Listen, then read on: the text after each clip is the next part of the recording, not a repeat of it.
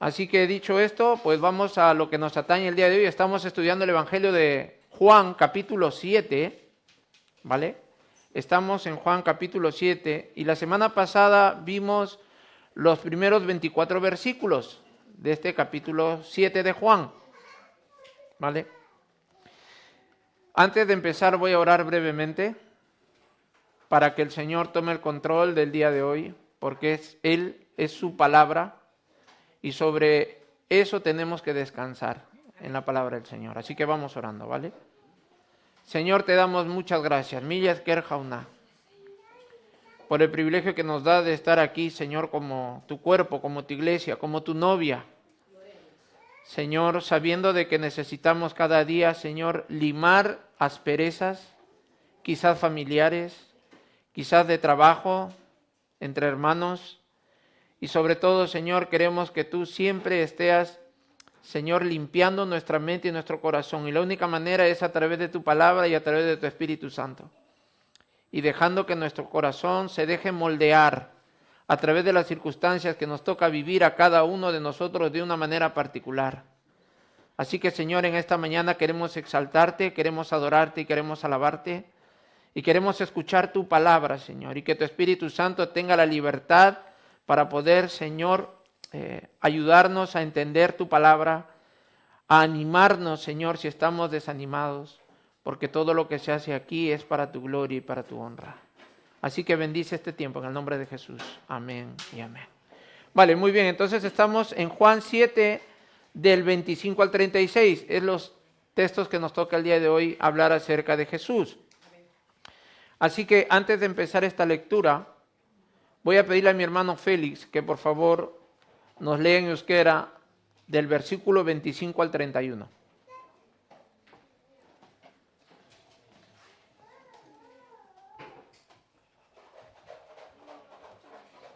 Jerusalenen bizi ziren batzuk erraiten zuten. Ez ote da oik nahi dutena, horra agerian mintzo dela, eta ez diote deusik erraiten. Buruzagiek zinez onartu ote dute Mesias dela, Mesias etorriko denean neork ez du jakinen nongoa den, hau ordea badakigu nongoa den. Jesusek orduan tenpluan irakasten ari zelarik ohiru egiten zuen. Ni ezagutzen hauena eta badakizuela nongoa naizen, baina ez naiz neure burutarik etorria, iragarria denak igorria nahi. Eta zuek ez duzue ura ezagutzen. Nik bai ezagutzen dut harengandik bainatu eta harek igorria bainaiz. Berehala arrastatu nahi uka zuten, baina neork ez zuen ez zion eskua gainean ezarri, ez baitzen oraino haren tenorea. Jendeetarik hainitzek haren baitan sinetsi zuten ziotela, Mesias etorriko denean, unek baina mirakuluzko seinale gehiago eginen ez ote du. Amén, amén. Muchas gracias, mi hermano Félix.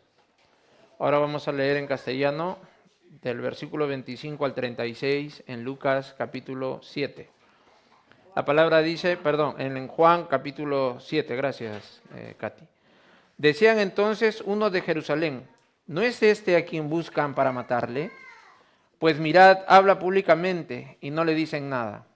¿Habrán reconocido en verdad los gobernantes que este es el Cristo?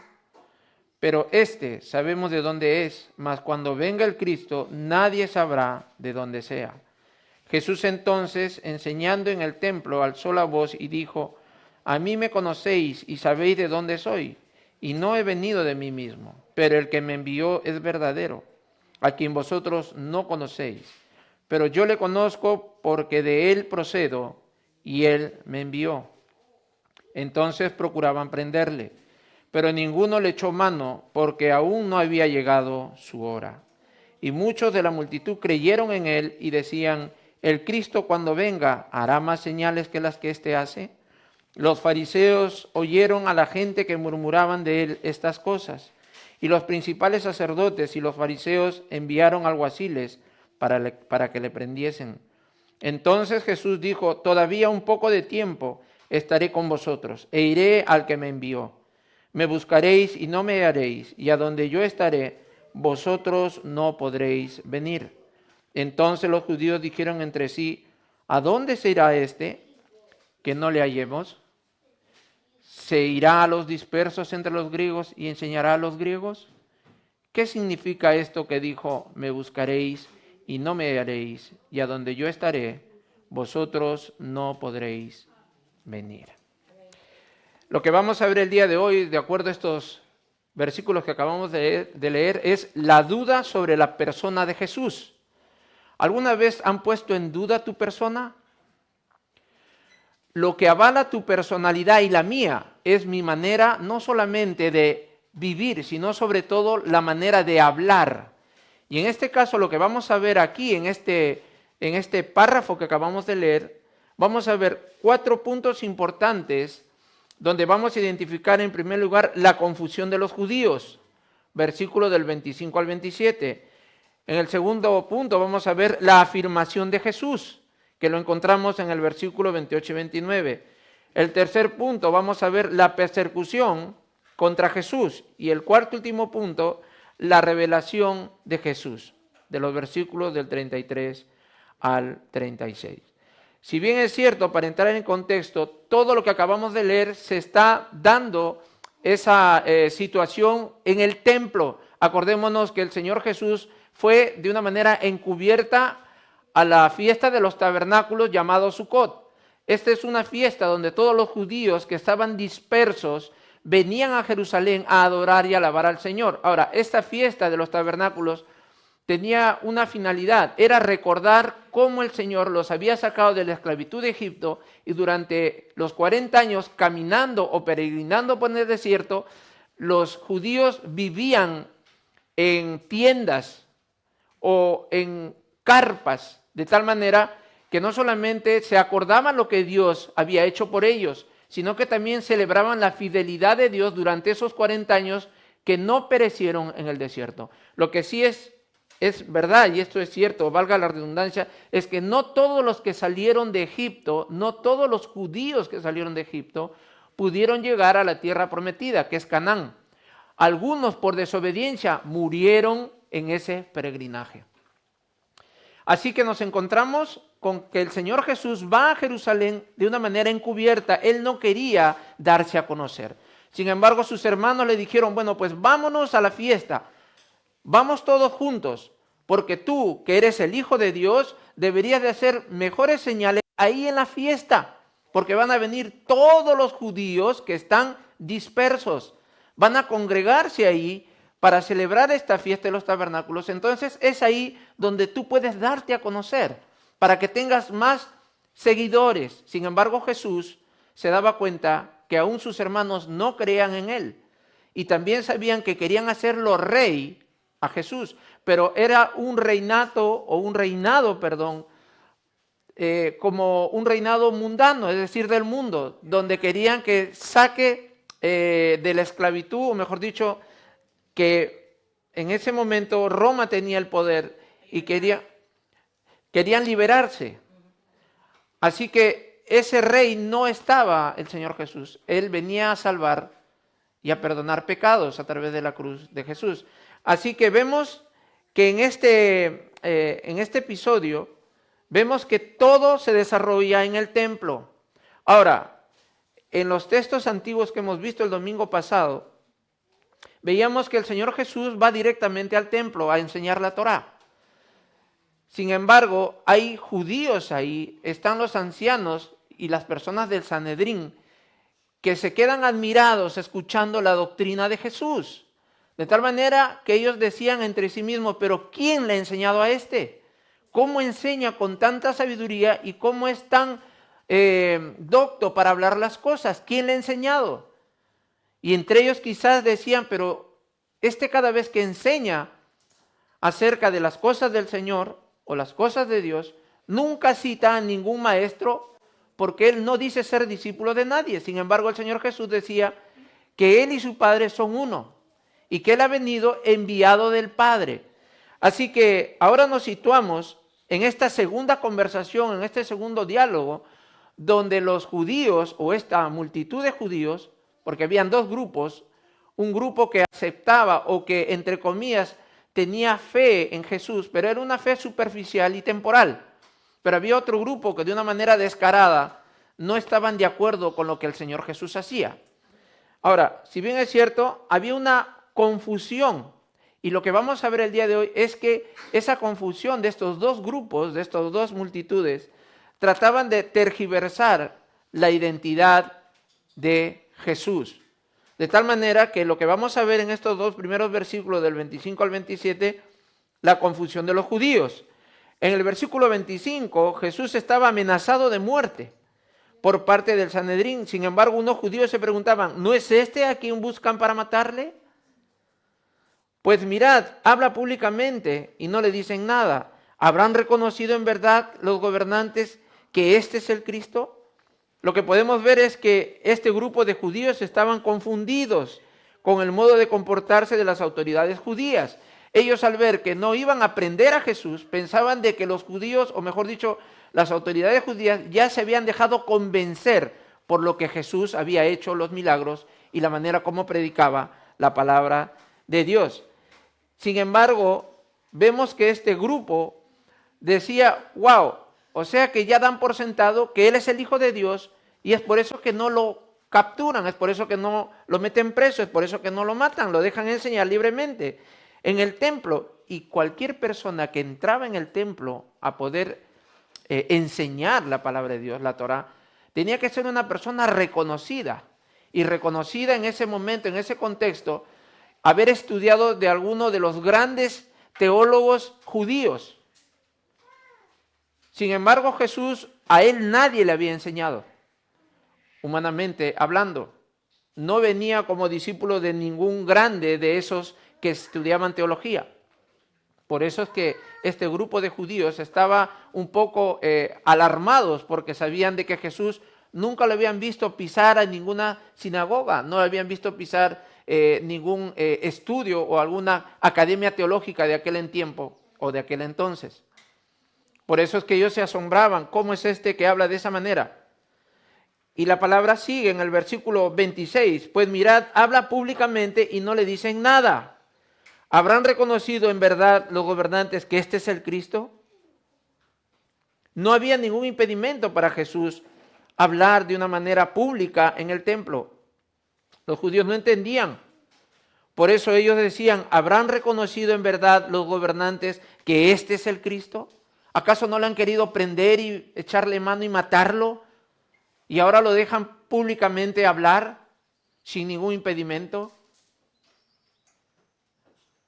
Hay una palabrita más adelante que va a ayudarnos a entender esta situación. Así que en el versículo 27 los judíos decían, pero este sabemos de dónde es. Mas cuando venga el Cristo, nadie sabrá de dónde sea. Es lo que decían los judíos. Los judíos decían conocer quién era Jesús porque sabían quiénes eran sus padres terrenales. Sabían que su papá era José y su mamá era María y que tenía sus hermanos. Pero solamente sabían del nacimiento ¿qué? Carnal, físico. El nacimiento normal, pero ellos no sabían o no querían entender el nacimiento espiritual. No sabían de que Él era una deidad, no querían aceptar. Así que, sin embargo, estaban tan lejos de la verdad que no eran capaces de reconocer a Jesús como el Hijo de Dios, el Salvador del mundo. Por otro lado, negaban las enseñanzas de los profetas acerca de la venida del Salvador del linaje de David. Ellos lo sabían, pero su corazón estaba lleno de incredulidad y de falta de fe en Jesús. Ellos lo sabían de antemano. Se perdían esa realidad. Por eso decían, mas cuando venga el Cristo, nadie sabrá de dónde sea. Esta era una declaración equivocada, porque siempre el plan de salvación de parte de Dios fue revelado por medio de los profetas. Y hay un ejemplo ahí. Hay un tipo, Abraham entregando a Isaac, a su único hijo. Y ese es un tipo de que Dios Todopoderoso entregaba por nuestros pecados a su único hijo Jesucristo para morir por nuestros pecados en la cruz. Así que ahí vemos ese plan de salvación. Desde la caída de Adán y Eva, el Señor se preocupó por salvarnos, es que el Señor estaba anticipado. ¿Por qué? Porque Él es Dios. Él sabía lo que iba a pasar en el huerto del Edén. O sea que a Él no se le sorprende con absolutamente nada. Más bien, Él nos sorprende a nosotros. Y nos sorprende, ¿por qué? Porque nosotros tenemos nuestra mente bien cuadrada. Mucho usamos la lógica en nuestra mente. La lógica, por ejemplo, puede ser esta. Amaneció, atardeció y anocheció. Esa es la lógica donde yo me muevo en este mundo. La lógica, otro ejemplo de lógica. Desayuno, almuerzo y meriendo o ceno. Esa es la lógica donde yo me muevo. Pero el Señor Jesús vino a romper el molde. Y no hay duda que ha roto tu molde y el mío y lo seguirá haciendo porque nosotros somos personas de costumbres. Y la costumbre y la rutina, ¿qué es lo que pasa? Nos amolda a nuestro mal vivir. A veces nosotros desde el púlpito decimos, hay que aprender, sí, pero también hay que desaprender. Porque a veces hemos aprendido mal, malas costumbres, hemos escuchado malas cosas y se nos queda. Así que no todo es aprender, sino también hay que desaprender para volver a aprender. Así que lo que vemos aquí en este versículo 27, los judíos decían, pero sabemos de dónde es el Señor Jesús, hablando acerca de sus padres terrenales. Acordémonos que decía, de Jerusalén o de Galilea, ¿puede salir algo bueno? ¿Te acuerdas los capítulos anteriores? Que decían los hermanos y decían los judíos, ¿acaso de Galilea o de Jerusalén puede salir algo bueno de ahí?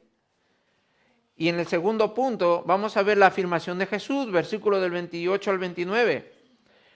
Tanto está escuchando el Señor Jesús, lo que están murmurando de su personalidad, de su identidad, porque tiene dos identidades, la humana y la divina, y es algo grandioso ver cómo el Señor Jesús se somete a la autoridad del Papá, de tal manera que Él no rompe los esquemas. ¿Tú te imaginas un grito del Señor Jesús en el templo? ¿Qué es lo que pasaría? Como Dios nos destroza, nos desaparece. Pero sin embargo Él modula, porque nos ama, Él modula el volumen de su voz de tal manera que mis oídos puedan ser gratos. Porque ponte a pensar que un momento el Señor dice, bueno, pues esto ya me colmaron la paciencia, así que voy a gritar y voy a hablar como Dios, como hijo de Dios. ¿Tú sabes lo que pasa? Se desaparece el mundo. ¿O no? ¿Te has puesto a pensar de esa manera? Morimos todos entonces, ¿no? Morimos todos, Martín, así es. Sin embargo, el ser humano, el que tiene poder, el gobernante, quiere hacerse poderoso en base a qué? A la fuerza, y a la fuerza bélica. Y el Señor, yo me imagino sentado en su trono mirando así hacia abajo a la tierra riéndose. Y gozándose de la tontería que hacemos nosotros como seres humanos aquí en esta tierra. Se nos dio una oportunidad de poder vivir de una manera en paz con Dios y con todos. Sin embargo, hubo una falla ahí. Pero gracias a Dios que hay un Redentor. Cristo vive. Y Él dio su vida por cada uno de nosotros. De tal manera que nuestra esperanza y nuestra confianza está en la resurrección de Jesús. Así que nuestro cristianismo es válido, hermanos, es válido. No hay una religión donde no encuentre el profeta ahí sus huesos en la tumba. ¿Acaso a Jesús lo han encontrado? ¿Qué pruebas hay que hayan encontrado a Jesús en la tumba? No, está vacía. Así que el cristianismo no es una religión, el cristianismo lo que es una comunión con el Señor Jesús. Es una relación personal y vivida con el Señor Jesucristo a través del conocimiento de su palabra y a través de la ayuda del Espíritu Santo de Dios. Así que en eso estamos. Así que vemos en estos dos versículos que el Señor Jesús levanta la voz. Jesús entonces, versículo 28, enseñando en el templo, alzó la voz y dijo, a mí me conocéis y sabéis de dónde soy y no he venido de mí mismo, pero el que me envió es verdadero, a quien vosotros no conocéis. Pero yo le conozco porque de él procedo y él me envió. En estos versículos lo que Jesús está diciendo o haciendo es afirmando su identidad y su deidad. su identidad como hijo de Dios enviado por el Padre para cumplir la misión redentora de salvar al mundo de sus pecados. Por otro lado, afirma su deidad. Jesús dice, pero yo le conozco, porque de él procedo. Jesús está afirmando el conocimiento que tiene del Padre. Este conocimiento no es un conocimiento que se limita a la mente humana, sino que habla de un conocimiento profundo, de una armonía en sabiduría mutua, de tal manera que no tiene límites. Es por eso que Jesús dice, pero yo le conozco. Y por otro lado nos habla de su procedencia, que él procede del Padre, es decir, él cohabita desde la eternidad hasta la eternidad con el Padre. Según Juan, capítulo 1, versículo 1 y 2, dice, en el principio el Verbo era con Dios. En el principio era el Verbo, y el Verbo era con Dios, y el Verbo era Dios. Este era en el principio con Dios. Ahí vemos cómo tanto el Señor Jesús como el Papá cohabitan en la eternidad. Y la grandeza de Cristo es que Él permitió nacer de una madre, de una Virgen María, se humanizó para poder cumplir los requisitos que su Padre demandaba por nuestra desobediencia. Porque Él en carne, como ser humano, cumplió todos los 10 mandamientos. Los cumplió el Señor Jesús, de tal manera que cuando Él fue sacrificado en la cruz, cumplió todos los requisitos necesarios para que el Papá nos pueda dar, ¿qué? La absolución. Nos pueda, ¿qué? Perdonar de nuestros pecados a través de su Hijo Jesucristo. Y esa es la grandeza del Evangelio de Cristo. Así que tú y yo sintámonos libres del pecado que nos asedia. No quiero decir que con esto no vas a pecar nunca, sí, seguimos pecando. Pero tenemos que luchar contra el pecado que muere en nuestro corazón. Es una lucha terrible, es una lucha sin cuartel. Y el texto sigue, pero yo le conozco, y por otro lado nos habla de su procedencia, que es del Papá. Si bien es cierto, esta afirmación de Jesús está diciéndole prácticamente a estos judíos que una cosa es darse a conocer como el Hijo de Dios y otra cosa es darse a conocer como el hijo de una persona normalmente humana. Si bien es cierto, vemos como el Señor Jesús, hemos visto los milagros, hemos visto las sanaciones, y esa es la parte espiritual o la parte divina de Jesús. Ahora, nosotros también tenemos nuestra parte divina aquí, y tú me dirás, pero ¿cuál es? ¿Qué es lo divino que tú y yo tenemos? El Espíritu Santo, muy bien. ¿Qué otra cosa más? Es la conversación que tú y yo tenemos con el Papá. Ya no necesitamos ningún sacerdote que esté delante de mí para que ore al Padre y te escuche. No, ahora tú mismo puedes orar en el nombre de Jesús y el Señor Dios Todopoderoso te escucha tu oración. Y muchos de nosotros que estamos aquí, cuando recién nos convertimos al Señor Jesús, andábamos pero enamoradísimos del Señor. No teníamos vergüenza de cargar la Biblia. Andábamos para arriba y para abajo. Todo era palabra de Dios, todo. Sin embargo, poco a poco nos hemos ido acomodando. Y lamentablemente nos hemos ido insensibilizando. Que parece que vivimos el cristianismo ya de una manera normal. Se cayó la hoja del árbol, bueno, se ha caído. Mi carne me acostumbra a vivir terrenalmente. Es mi carne, mi carnalidad. No digo que totalmente tu carne y la mía nos va a hacer caer. No, simplemente porque vivimos en este mundo, dejamos de lado vivir esa vida espiritual que Dios nos demanda vivir. ¿Has probado en tu trabajo?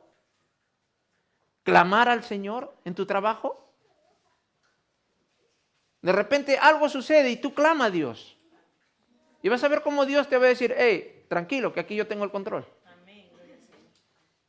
¿Hace qué tiempo tú no ves la mano de Dios en tu vida?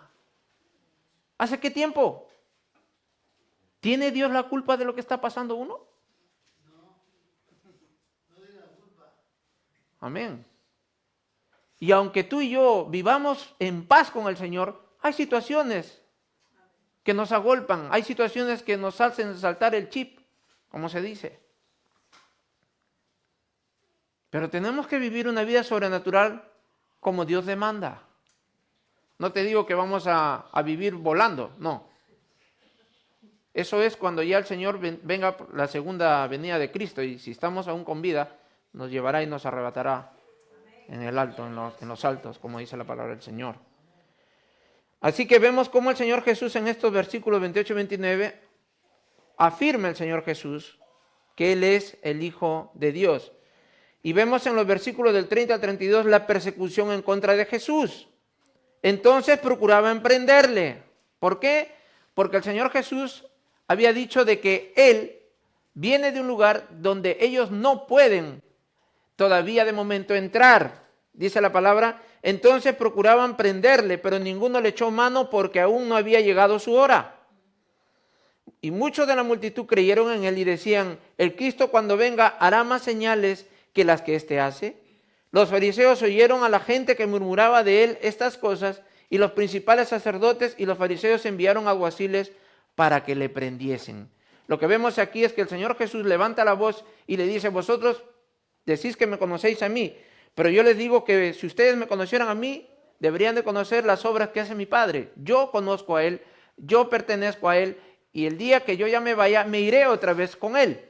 Y le dicen, ¿a dónde irás tú? ¿Se irá a los griegos? ¿A enseñar a los griegos? ¿A los dispersos por ahí? Nuestro corazón, cuando es necio y es terco y es entenebrecido, lo que hace es que nosotros no entendemos la palabra de Dios. La distorsionamos o la acomodamos a nuestra manera. El Señor me dice, no hagas esto, pero yo, no, bueno, tranquilo, yo lo voy a hacer. Y esa es la terquedad que tenemos cada uno de nosotros en nuestro corazón. Los adolescentes, los jóvenes y los que ya no somos tan jóvenes. También tenemos esa tendencia, hermanos. ¿Por qué? Porque nos acomodamos y lo que yo conozco y lo que yo gobierno y lo que yo domino, el yo, ¿vale? Es lo que a mí me da seguridad. Y muchas de las personas que tú y yo de repente compartimos el Evangelio no quieren dejar esa vida. ¿Por qué? Porque se sienten seguros ahí. ¿Te gusta fumar tu cigarro? Me siento seguro haciendo eso. ¿Te gusta beber de una manera desenfrenada? Me siento seguro hacer esto. Y etcétera, etcétera. ¿Qué pasa cuando yo determino tener un cambio? Porque el Señor me dice que yo cambie. Entonces voy a pisar ¿qué? Tierra nueva. ¿Qué le dijo el Señor a su pueblo? Salgan de ahí de Egipto, yo los voy a sacar. Y van a ir a una tierra donde fluye ¿qué? Leche y miel. Pero a veces no nos gusta la leche y miel. Nos gusta el chuletón de Egipto. La sidra de Egipto. Aunque nos metan palo y nos esclavicen ahí estoy sufriendo yo. Ahí estoy. No queremos. Porque lo desconocido tengo temor, tengo miedo. A veces uno es grande, alto, fortachón, y ves una arañita pequeñita. ¿Te da miedo o no? ¿Da miedo? No, no da miedo. A mí sí me da miedo las arañas pequeñas, Martín. Entonces, ¿cuánto me gustaría decir a mí? No, yo no tengo miedo. No, sí tengo miedo. ¿Y qué más cuando te vas a la playa, no? Te vas al mar ahí, tiempo de verano, ves que está tranquilito. Cuando en eso empiezan las olas, a ver, metámonos a nadar, a ver ahí. Ahí sí te da miedo, pues mañana nos vamos a la playa. Da miedo, ¿no? Y a veces uno dice, no te vayas tan al fondo porque estoy cansado para sacarte, no voy a ir. Así que vemos que en estos versículos, vemos cómo querían meterle mano al Señor Jesús. Ahora, en estos versículos vemos que los judíos querían arrestar a Jesús, pero ninguno se atrevía a hacer nada porque aún no había llegado su hora. Y esta expresión habla acerca de la providencia y la protección de Dios, acerca de su Hijo. Porque 6 meses más adelante iba a venir la fiesta de la Pascua, donde sacrifican a un cordero pascual. ¿Te acuerdas cuando el Señor mandó a pintar los lindeles de la puerta con pura sangre? Y faltaba aproximadamente 6 meses para que el Señor Jesús sea sacrificado como ese cordero pascual. El Señor sabía lo que le iba a pasar. Sin embargo, Él no hizo absolutamente nada y dejó que todo lleve su tiempo. Así que en el tiempo de Dios todas las cosas son perfectas. En el tiempo del Señor todo es perfecto. Y hay algo muy interesante aquí. No somos perfectos. Ahora, no solamente esta expresión me habla acerca de un cuidado de parte del papá hacia el hijo. Sin embargo, algunos de la multitud creyeron en él, pero esta creencia era superficial y temporal, porque decían, el Cristo cuando venga hará más señales que las que éste hace. Al ver que la multitud murmuraba acerca de Jesús, los fariseos y los principales sacerdotes enviaron alguaciles para que le arrestaran. Se entiende que querían arrestar a Jesús para que no tenga más seguidores, porque eso era muy peligroso para los sacerdotes y para los fariseos, pues se veía peligrar sus intereses políticos, religiosos y monetarios. Cuando uno está acostumbrado a una manera de vida y de repente en tu trabajo llega una persona más joven que tú y empieza a currar más que tú, como que te agarra un choque. Ni si, ¿y este de dónde ha salido? ¿Será porque es joven? De repente porque es joven es más movido. Y a veces es necesario que te encuentres con esa clase de gente. ¿Sabes para qué? Para que te, ¿cómo se llama? Para que te resetees. Si no hubiera esa clase de gente, tú estuvieras, en vez de mantenerte ahí, porque uno no se mantiene, va hacia abajo. Decrece. Y si antes cogías esa poñita en el suelo, ya no lo haces, te pasas de frente. Porque solemos ser así, hermanos. Pero qué bueno también cuando hay cámaras. Las cámaras hacen milagro, como le digo a mis compañeros de trabajo. Ahora ya no podemos quizás escondernos en un rincón, que no nos vean. No, las cámaras están en todos los lugares. Digo, oh, qué bien que las cámaras hacen milagros. Hasta por mí también lo digo. Porque lo que antes no hacías, ahora lo haces. Que no te pueden ver parado. A veces eso nos incomoda, pero a veces nos ayuda también a despabilarnos. Así que en los últimos versículos del 33 al 36, vamos a ver la revelación de Jesús. Ahora, ¿qué cosa es lo que revela Jesús aquí? ¿Qué es lo que revela el Señor Jesús? Toda esta trama o todo este diálogo que vemos entre Jesús y los judíos en el templo se viene dando desde el capítulo 5 del Evangelio de Juan. Porque el tema en concreto es que los judíos tenían un poco de cólera porque el Señor Jesús había sanado a un paralítico en el día de reposo, un paralítico que tenía 38 años de estar enfermo. Y es ahí donde ellos se agarraban de esa sanación que hizo el Señor Jesús. De tal manera que le dijeron, ¿cómo es posible que tú sanes en el día de reposo? Estás quebrantando la ley de Moisés. Y el Señor Jesús le da un ejemplo y le dice que sepas tú que la circuncisión fue dada a Moisés, sí, pero que sepas que antes que Moisés practicara la circuncisión, ya los patriarcas lo hacían. Y eso como que le estaba incordiando a este grupo de judíos. Y es más, y le dijo, para vosotros, ¿qué es lo que pesa más? Que circunciden en el día de reposo a una persona o sanar en el día de reposo a una persona que tiene 38 años sufriendo. ¿A quién más tú pones en la balanza? ¿Cuál crees tú, le dice a los judíos, que es lo mejor? ¿Acaso se puede pesar estas dos acciones? ¿Qué pensáis vosotros?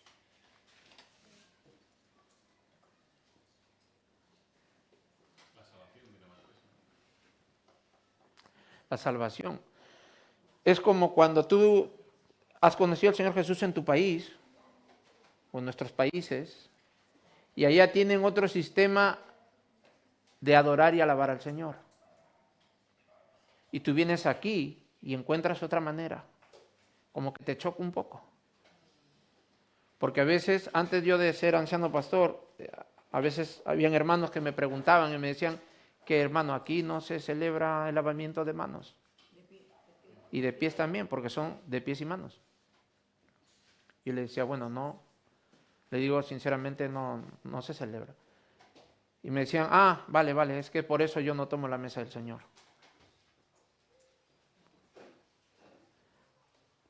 Por guardar ritos y costumbres, no somos más santos que nadie. ¿Me entendéis? Porque la santidad es una posición que Dios me ha dado. Y esa posición yo no la he ganado. Y como yo no la he ganado, yo no tengo derecho a decir, bueno, pues hoy día yo aquí estoy y mañana estoy aquí. No. Porque Él es Dios. Y su palabra es verdadera. Ahora, ¿somos desobedientes? Claro que sí. ¿Sabes lo que pasa? Que tu posición en Cristo, eres santo, eres hijo de Dios. Y esa posición no deja huella. Para explicarme de otra manera. Cuando tú vas caminando por la arena del mar, si la arena está mojada, ¿qué es lo que pasa? ¿Queda huella o no? Sí. Pero si está seca la arena, ¿queda huella? No. O mejor dicho, cuando tú estás caminando por la orilla del mar, justo las olas llegan hasta aquí. Tú pisas, tú miras atrás y dejas huellas, ¿no? Pero ¿qué pasa cuando viene el mar?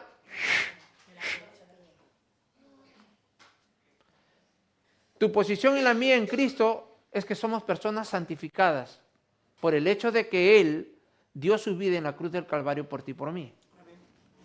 Y es una posición que Él no te la quita. ¿Por qué? Porque Él es Dios. Ahora, lo cierto es que tú y yo somos desobedientes, muy bien. Ni tú ni yo podemos caer de la gracia, porque la salvación no se pierde. Lo que se pierde es la comunión con Dios por nuestra desobediencia, que eso es otra cosa. Porque el día que tú y yo seamos o estemos delante del tribunal del Señor, ahí se nos va a leer toda la carta, así como el menú donde vamos a la sidrería, así se nos va a leer la carta. ¿Querías membrío con tal? Mira, tal día, tal. Eso es lo que pasa cuando uno no acepta la revelación del Señor. Aquí dice los textos, entonces Jesús dijo, todavía un poco de tiempo estaré con vosotros, e iré al que me envió, me buscaréis y no me hallaréis, y a donde yo estaré vosotros no podréis venir.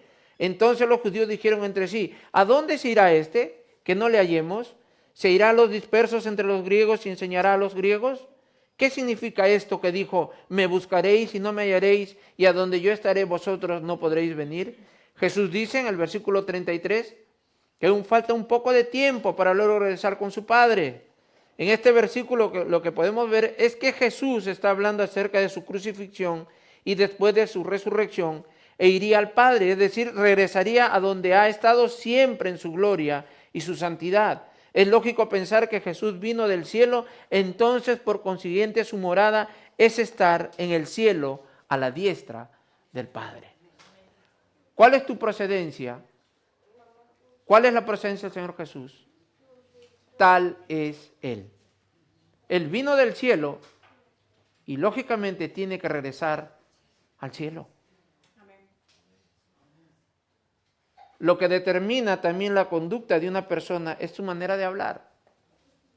Si tú hablas cosas malas, si tú hablas cosas negativas y si tú eres mentiroso, ya te tienen tildado, ya te etiquetaron. Eres un mentiroso. Y en la boca del mentiroso todas las palabras se hacen dudosas. Y tenemos que lidiar con la verdad. Lo que hoy en día se pierde mucho en el mundo es la verdad, es la realidad. Por temor a veces engañamos. Por temor solapamos a los hijos. No, pobre mis hijos. ¿Ha hecho algo malo? Que pague por eso. Es la única manera como podemos aprender. No hay otra manera, hermanos. ¿Alguna vez te ha pasado que se te hincha la muela? Y el médico, tú vas con ese dolor y la muela la tienes hinchada, la cara hinchada. Te vas al doctor y le dices, doctor, por favor, sácame la muela. No puedo. Pero doctor, estoy mal con la muela, ¿no me ve usted que estoy hinchado la cara, deformada? No. Es que no puedo. Y tú le dices, ¿pero por qué? Porque tienes infección, hijo. Y yo no puedo sacarte una muela infectada. ¿Sabes qué? Toma tu pastilla primero. Toma antibiótico. Y cuando ya tomas tu antibiótico, después de 2, 3 días o quizás una semana, baja el hinchazón y ya no te duele la muela. Y entonces tú te pones a pensar, vaya, ya no me duele la muela, ya no voy al médico. Y ya no vas, y ya no vamos. A veces eso pasa con el Señor Jesús. Tenemos algún problema y llegamos al Señor, Señor, por favor, ayúdame. Cuando el Señor te ayuda, ya está, ya nunca más. Ya no quieres. Ya no queremos hacer caso. Entonces ahí no hay cambio, no hay transformación. La transformación tiene que ver con qué, aprender. La transformación tiene que ver con obedecer. Así que en el versículo 34 Jesús dice, me buscaréis y no me hallaréis, y a donde yo estaré vosotros no podéis venir. ¿Por qué? Porque el Señor Jesús está hablando de una progresión, de tal manera que es necesario, le está diciendo a ellos, les está diciendo, mira, para que vosotros vengáis a mí, en primer lugar yo tengo que ser sacrificado, posteriormente tengo que subir al cielo, y para que vosotros estéis seguros de que vais a ser salvos si es que decidís creerme como su Salvador, mandaré a mi Espíritu, para que el Espíritu haga la obra de convencer al mundo de pecado, de juicio y de justicia. Les está diciendo así a ellos. Son pasos que uno tiene que dar. Les está diciendo a los propios judíos. Y ellos no entienden. No entienden porque no quieren entender que el Señor Jesús es el Hijo de Dios. ¿Quién en ese contexto hacía milagros? Nadie. Ese paralítico, 38 años de enfermo. Ciegos, mancos, mudos, cojos, etc.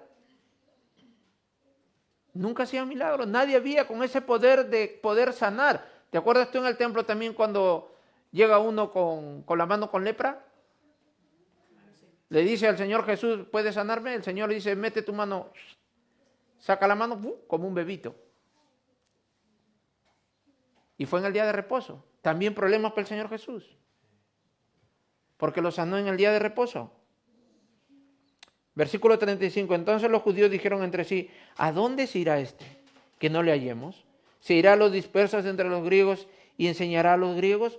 No entendían. El Señor Jesús lo que está diciendo es que Él se va al papá, pero tiene que pasar este proceso. Y ellos decían, ¿pero qué cosa está diciendo? ¿A dónde se va este que yo no puedo ir? ¿Acaso se va a ir a los griegos a enseñar el mensaje que nos está dando ahí a ellos? No. Probablemente el Señor Jesús se iba a ir a los judíos que hablaban griego. Pero ni siquiera eso, porque el Señor Jesús tenía que cumplir con la orden dada por su Padre. ¿De qué? Después de 6 meses aproximadamente, que es ser sacrificado por ti y por mí. De tal manera que al final de cuentas, se quedan siempre con esta duda estos judíos. Y llama mucho la atención en el versículo 36 porque dice, ¿qué significa esto que dijo? Me buscaréis y no me hallaréis. Y de donde yo estaré, vosotros no podréis venir. Nosotros tenemos la seguridad de nuestra salvación. ¿La tenemos o no, hermanos? Amén. A veces tenemos dudas. ¿Por qué? Porque no leemos la palabra de Dios.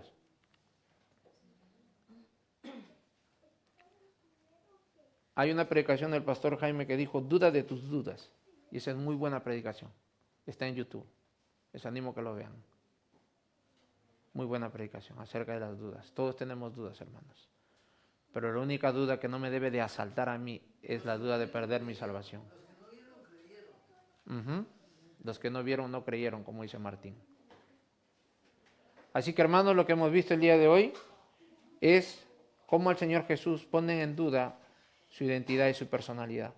Por eso es muy importante que las familias de la iglesia siempre estén bajo la cobertura del Señor.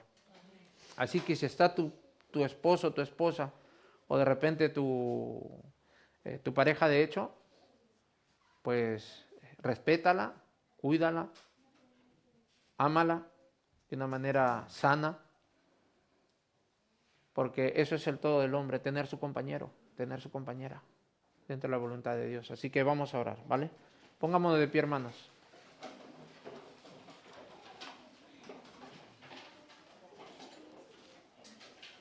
Señor Jesús, en esta mañana queremos darte gracias una vez más, Padre. Señor, la única manera de poder, Señor, aprender de ti es a través de tu palabra, es a través de tu Espíritu Santo y a través de tu iglesia local. Señor, hemos cantado el día de hoy, Señor, que necesitamos conocerte. Y la única manera de hacerlo, Señor, es estar bajo tu, Señor, tu autoridad. Así que, Padre, limpia nuestro corazón y nuestra mente. Ayúdanos, Señor. Hay áreas de nuestra vida que todavía están dando guerra, dando lata. Pero ayúdanos, Padre, con nuestro carácter. Porque todas las cosas que nosotros no podemos gobernar y nos dejamos arrastrar por ello, lo primero que influencia es nuestro comportamiento, nuestro carácter. Y a veces es por eso que nuestras familias están, Señor, desorientadas, destruidas. Señor, están disfuncionalmente hablando, Señor, mal. Así que ayúdanos, Padre, ayúdanos, Señor. Bendice nuestras vidas, nuestros hogares. Bendice nuestros trabajos.